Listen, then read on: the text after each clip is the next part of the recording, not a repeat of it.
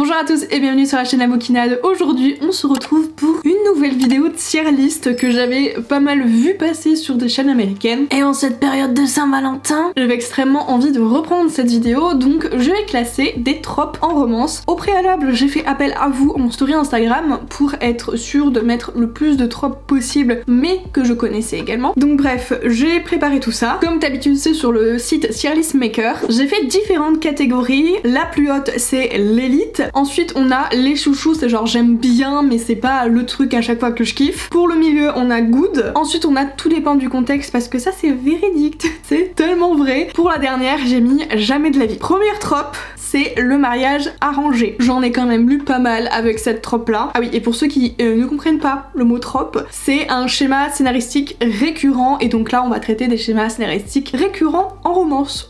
Voilà, ne me remercie pas. Je disais donc, mariage arrangé, c'est une trope que j'ai quand même pas mal lue, mais j'ai envie de vous dire, c'est pas ma préférée, parce que des fois, les clichés sont mal abordés, ou voilà, mais donc je pense que j'ai déjà ma réponse, c'est tout dépend du contexte, je pense que clairement, on va le mettre là.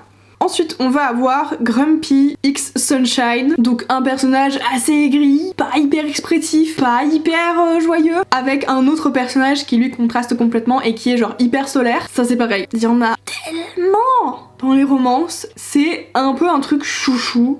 Parce que genre je trouve qu'au quotidien c'est très vrai. Genre tu vois beaucoup les extravertis, les introvertis. Tu peux presque les comparer à ça. Bon oui il y a des nuances à faire. Mais je sais pas, je trouve qu'au quotidien c'est hyper vrai. Et donc quand j'ai ça en romance j'aime bien. Le fameux Rivals to Lovers. Alors j'aime bien mais je préfère quand c'est dans un univers de fantasy, de dystopie ou de SF que dans une romance contemporaine. Parce que très souvent ça va genre être genre c'est ton collègue et y a un dossier à avoir et toi tu le veux et ton collègue aussi et du coup vous en devenez rivaux. C'est pas mon truc préféré. Je préfère nettement quand genre c'est le royaume voisin et que c'est le mec qui veut anéantir tout ce que t'as fait et toi t'es là pour sauver ton royaume. Enfin je sais pas, je préfère dans les univers de fantasy. C'est quand même plus trash et souvent l'univers fait que t'as d'autres éléments qui se rajoutent. Ouais, on va mettre dans les chouchous. Ensuite, la trope villain romance. Genre c'est le méchant de l'histoire qui est l'un des intérêts amoureux. En vrai ça dépend. Parce que par exemple si je prends genre Grisha, le vilain en question c'est pas l'élu de notre Alina, mais je l'aime beaucoup. Mais clairement je veux pas le croiser dans la vie de tous les jours, j'ai peur de lui. En vrai ça dépend du contexte. Mais si genre j'ai un Asher ou Ash, je sais pas comment il s'appelle là, dans Captive, non frère non, me touche même pas. Le fameux millionnaire, le mec extrêmement riche, très souvent hein, c'est quand même des gars. Je crois que j'ai encore jamais croisé où c'est la nana qui est milliardaire, c'est très souvent quand c'est le type.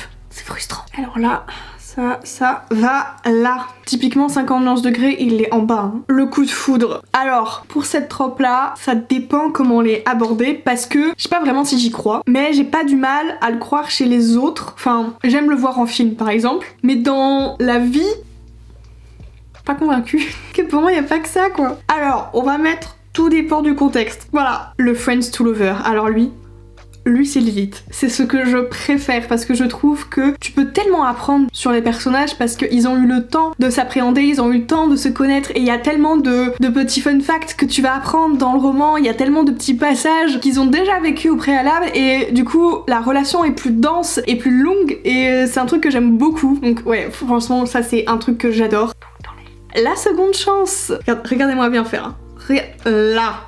Voilà. Dégage. L'erreur est humaine certes, mais pas pour moi. Je vise personne, hein. Je pense qu'au montage, on dirait que genre je vise quelqu'un en mode je le déteste et tout. Y a personne. Vraiment, personne est visé. C'est juste... ça me dégoûte. J'en ai très peu lu de romances où c'était ça. Le forced proximity. Genre, je pense que c'est à prendre dans plusieurs concepts. Soit ils sont bloqués à travailler ensemble dans un même truc, soit ils sont vraiment bloqués dans une pièce ou ils sont bloqués dans une situation. Je pense que ça dépend si c'est géographique ou si c'est dans le contexte de l'histoire. Généralement, c'est quand même plutôt sympa. On va le mettre genre dans le coude. Pas un truc que j'adore, mais ça fait pas de mal. La trope prof-élève. Alors je pense très sincèrement que ça dépend comment c'est traité. Ça dépend de l'âge des personnages, ça dépend de s'il y en a un vraiment qui a l'ascendant à proprement parler sur l'un des personnages. Dans le cas où ce serait ça, non, je n'approuve pas. Mais très souvent, l'univers, université, c'est hyper plaisant. Le coworker. J'en ai pas énormément lu. Genre celui que j'ai lu et que j'ai adoré, c'était quand même Falling Again, qui fait partie de mes indétrônables. Je crois que j'ai presque envie par défaut de le mettre dans l'élite juste pour Falling Again, mais je sais pas si ça reflète réellement tous les coups de cœur que j'ai eu. On va le mettre dans les chouchous parce que c'est cool, c'est sympa, et ça peut amener tellement de choses hyper drôles, donc moi je vote pour. La trope bully romance, un personnage qui t'a bully et ensuite qui va tomber amoureux du personnage qui l'a bully.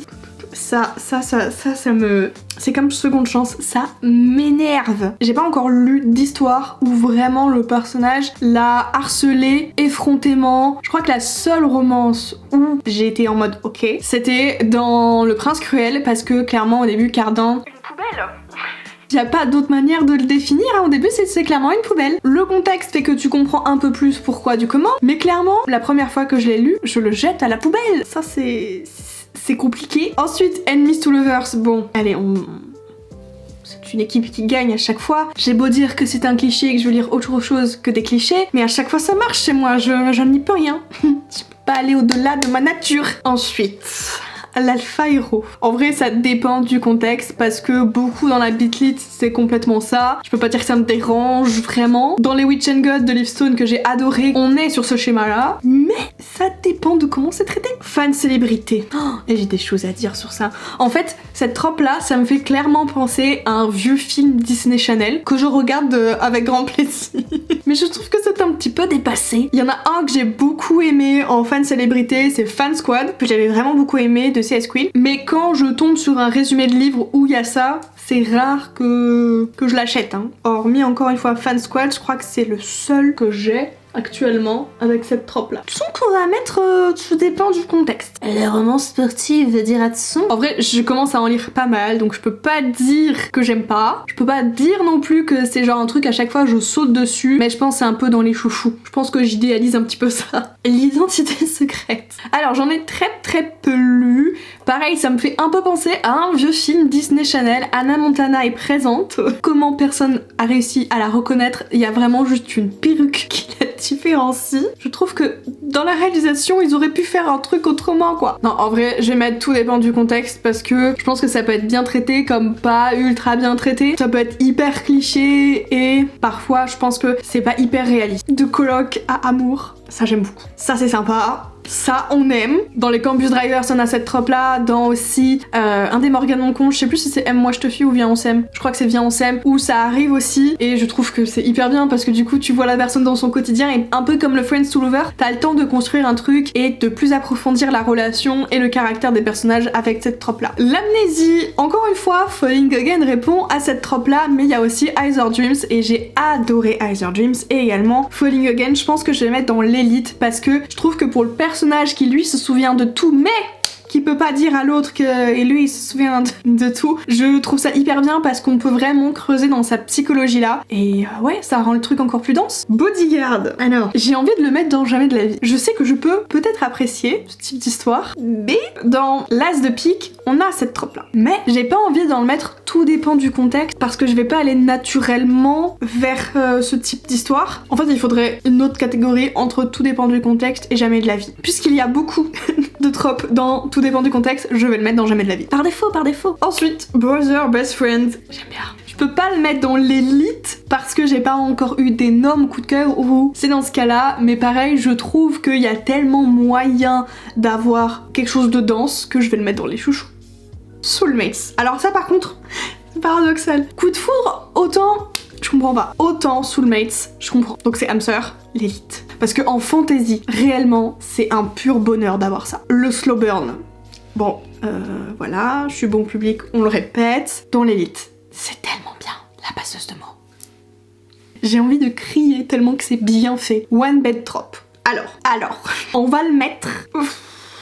On va le mettre dans Good. Parce que si c'est dans le cas où genre c'est des colocataires et genre ils font dormir un pote dans ce lit là, ok ça me gêne pas. Autant si c'est genre ils vont dans un hôtel, il y a plus qu'une seule chambre, relou, vas-y on connaît, ça fait je sais pas combien de téléfilms qu'on a avec cette problématique, c'est redondant. Mais bon, je dirais pas non. Le fake dating, bah il y avait pas grand chose dans Good, et bien je vais aussi le mettre là-dedans parce que encore une fois quand c'est bien fait, c'est appréciable. L'amour interdit. Alors, je dépends du contexte. En vrai, quand on a par exemple, je sais pas, c'est ton patron, tu peux pas sortir avec ton patron, mais tu le fais quand même, ou quand c'est plus à la Roméo et Juliette, genre c'est la famille ennemie, il y a moyen que le contexte soit sympa. Nous avons la réponse à la question, donc tout dépend du contexte. contexte. Le triangle amoureux. Fut un temps, j'aurais pu le mettre dans l'élite. Mais je pense qu'on en a énormément bouffé. Beaucoup. Je pense surtout qu'on a beaucoup bouffé du schéma où c'est la nana qui se retrouve avec deux gars. C'est chiant, on connaît. Il y a beaucoup de gros films, de grosses séries qui reprennent ça. Mais en même temps, ça marche. Et ça m'énerve que ça marche sur moi. On va le mettre dans le good. Age Gap. Donc quand il y a une différence d'âge, j'en ai pas beaucoup lu, j'en ai 2 en mémoire. C'est The Love Hypothesis et Fan Squad. Je suis pas hyper à l'aise. Je pense que ça dépend comment c'est fait. Il faudrait encore une catégorie dans tout dépend du contexte et jamais de la vie. Mais je vais mettre tout dépend du contexte parce que du coup les 2 fois où j'en ai lu, c'était bien fait. Et la toute dernière trope que j'avais identifiée, c'est les meilleurs amis d'enfance. J'adore, c'est tellement mignon, j'approuve en plus. Vraiment, je trouve ça tellement chou, je peux pas le mettre ailleurs. Bon bah par rapport à quand je trie des livres que j'ai lus, je trouve que je suis un petit peu plus sélective sur cette vidéo là. Il y en a pas énormément quand même dans Jamais de la vie, il y en a 4. Je pense que beaucoup vont être d'accord avec moi, surtout ceux de Billionnaire. C'est chiant. Et dans tout dépend du contexte, je pense aussi qu'on est beaucoup à mettre à peu près les mêmes. Je pense qu'il y en a certains qui vont mettre aussi le slow burn ou ce genre de choses. J'avoue que moi, étant bon public, il y a quand même beaucoup de choses qui passent chez moi. Mais on retiendra que par contre, si je devais faire un classement de l'élite, je mettrais toujours en premier le Friends to Lover. Je trouve ça incroyable. Bon voilà, la vidéo touche à sa fin. N'hésitez pas à me dire comment vous aurez classé toutes ces tropes, à me dire si des fois vous êtes raccord avec moi. Et sur ce, moi je vous souhaite de bonnes lectures et on se retrouve dans une prochaine vidéo. Bye! Give the satisfaction asking how you're doing now. How's the castle built off people you pretend to care about?